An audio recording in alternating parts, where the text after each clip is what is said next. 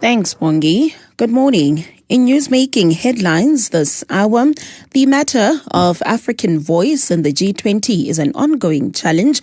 And that's the word from Finance Minister Enoch Godongwana following the meeting of G20 ministers and central bank governors in Cape Town. The heads of finance sectors held a meeting in preparation for the G20 summit, set to be held in Johannesburg from the 22nd to the 23rd of November this year. They also emphasized that the agenda on the table is building strong, inclusive and sustainable growth. Godongwana briefed the media yesterday. The matter of the African voice in the G20 is an ongoing challenge. That's why, for instance, we have found the African Union being accepted as a full member is to give additional voice to South Africa. In addition to that, Nigeria and Egypt have been accepted now as permanent invitees. It's a process of giving that. With the South African presidents, we have invited all the 5 regional economic communities to participate. SADC was represented, was still trying to talk to the East Africa, COMESA, and ECOWAS as well to be part of this. And as the world continues to deal with U.S. President Donald Trump's executive orders, at least one public health expert believes that the cutting of funding for HIV programs will have dire consequences for South Africa. Yesterday, it was revealed that Trump had announced the immediate end to funding of U.S. aid programs around the world. The president's emergency plan for AIDS, also known as PEPFAR, was a fund launched back in 2003 to help fight AIDS in countries with high HIV infection rates. The U.S. aid funds more than 40 health projects in the country, with South Africa receiving billions in funding. Power Breakfast spoke to public health expert Mark Haywood, who made these remarks. The thing about PEPFAR, people might think, well, this is American money and we shouldn't be dependent on American money in the first place. But as the Treatment Action Campaign and others will explain to you, the money may originate in America, but the decisions about how to use it, where to use it, how best to use it are made through very intense engagement with activists and clinicians and scientists. So it is a very serious threat. And the other thing, yes, we don't want to be dependent on foreign countries, but HIV is a global problem, just like COVID-19 was a global problem. I'll have more on these and other power stories for you at 11. Power traffic. A very good morning once again from the traffic desk. The stationary vehicle on the N1 southbound right before the Rigel Avenue is now clear. There's free-flowing traffic, however, approach the area with caution. And taking a look in Parktown on the M1 south, there's clearing traffic towards the Hudson Drive. Please approach that area with caution. And in Bedfordview on the N3, there's slow-moving traffic towards the link to the N12 East at the Gillies interchange. Please also approach that route with caution. And there's a multi-vehicle accident on the M3 northbound at the Marafontein Road. The left shoulder is affected. Drive carefully also approaching that area. And moving over to Hurlingham on the Winnie Mandela Drive North, expect delays towards Peter Place. Also drive carefully approaching that area. And traffic lights are not working in Hyde Park on Jan Smuts Avenue at the Winnie Mandela Drive. Traffic lights are also out in Cresta on Bears Nadir Drive at Judges Avenue. And lastly, traffic lights are out in Bryanston on Peter Place at Karen Street. Please remember to keep a safe following distance. For more traffic updates, please connect with us on X at Power987 Traffic. Kanyisile Kulu, Power Traffic. Power traffic.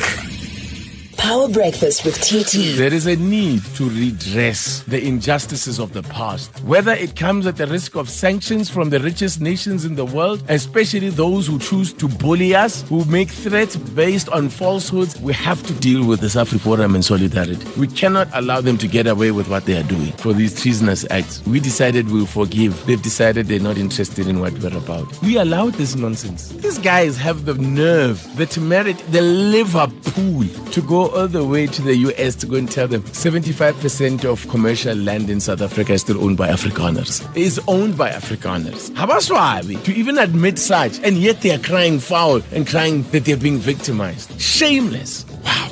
Power Breakfast, weekdays 6 to 9 a.m. on Power 98.7. Power Breakfast is proudly brought to you by Telkom Business. Possible begins here. Power 98.7 weekends. All your favorite hit music all day long. The best of the 80s, 90s, and now. I know you wanna be the main one. If it isn't a hit, we don't play it. I'm unavailable. This is what our weekends are made of. Power 98.7. Now we're talking. Power Talk on Power 98.7. Let's take the conversation forward, and indeed, as we close the week, we take time and dedicate it to the views of Power FM listeners who continue to contribute to the directive and direction of all shows on our station, and we really, really honestly appreciate them. This is to say we appreciate you, we love you, we value your contributions, and thanks for engaging us. So I'm going to start with you, Boniswa, in studio. I did tell you, by the way, that we have Boniswa from Tembisa, we have Lehlohonolo from Pretoria on the line, and we have Hamlet in studio as well. I'm starting with you, Boniswa. Thanks for making time. Thank you so much for the invitation. Much appreciated. Good to be with you. Thanks for challenging us all the time and making your contributions, and valuable contribution, I might add.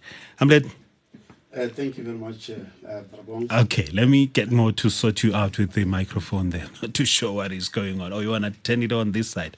Let's try that. There you go. Okay, so yeah. You sure. Hamlet?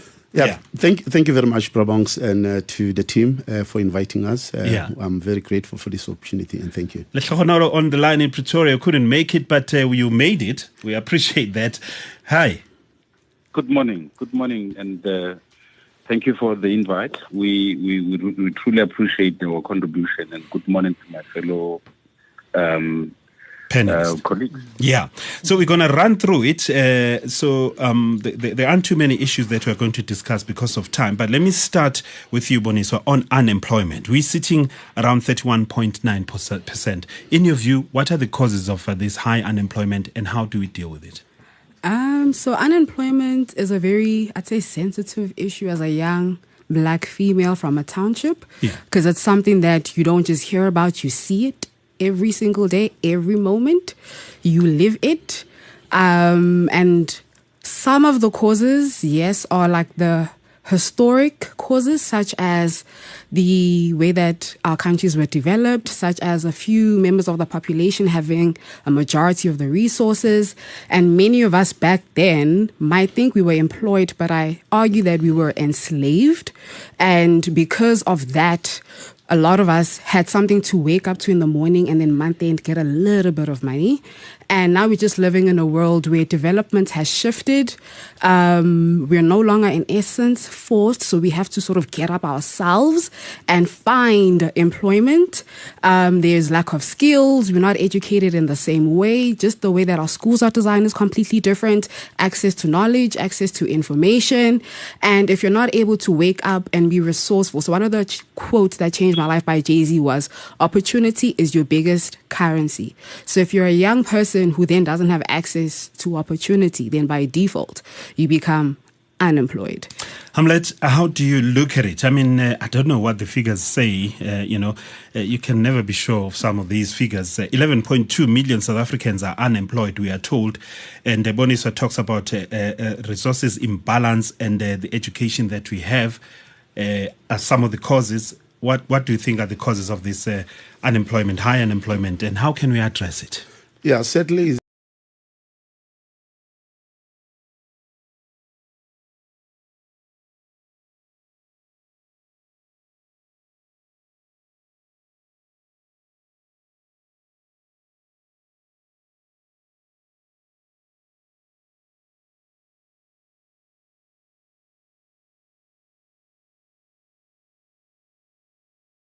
I think we've lost that vocational training. When you look at the German model, they thrive on artisan. So you've got your TVET colleges that feeds directly into private sector, into the automotive sector. So I believe that there's two things. You've got to have a willing private sector through internships. Right now, I believe that internships should be mandatory. You can't have, a higher student output, but there is no plan to absorb them in the economy. But also, I believe that we need to really begin to teach entrepreneurship, as a form of creating employment and also venturing into businesses. Because of, truth be told, that they cannot, the economy that we have cannot absorb everybody else. So we need to create opportunities, like Bonisa said, that, expose, young people at a very early age, into entrepreneurship. How do you create opportunities? How do you monetize opportunities? How do you build collaborations with existing, businesses to put your products and services out there? And I believe that entrepreneurship is one way, in which we can look into to eradicate youth unemployment. Lehlohonolo, how do you see it in Pretoria? Just to add to what my colleagues are saying there in the studio, and good morning to my colleagues as well. Look, our unemployment issue is deliberate and is structural in terms of my views. I'll tell you what. If you look at the state capacity to start with, the state should be an enabler.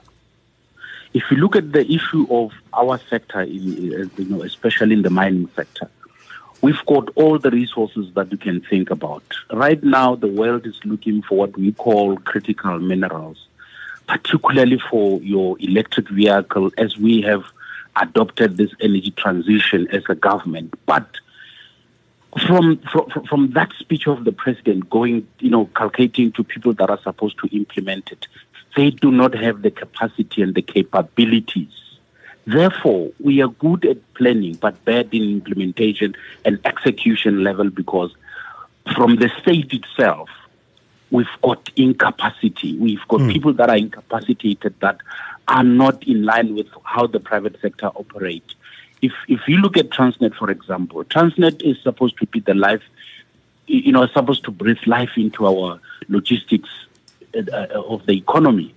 But in the coal sector, we have moved lesser coal in the past 5 years than we've ever done, even during apartheid times, because Transnet Port, Transnet Rail, all of them are collapsing from looting, which we all complain about, the state capture, into capacity of our engineers, our guys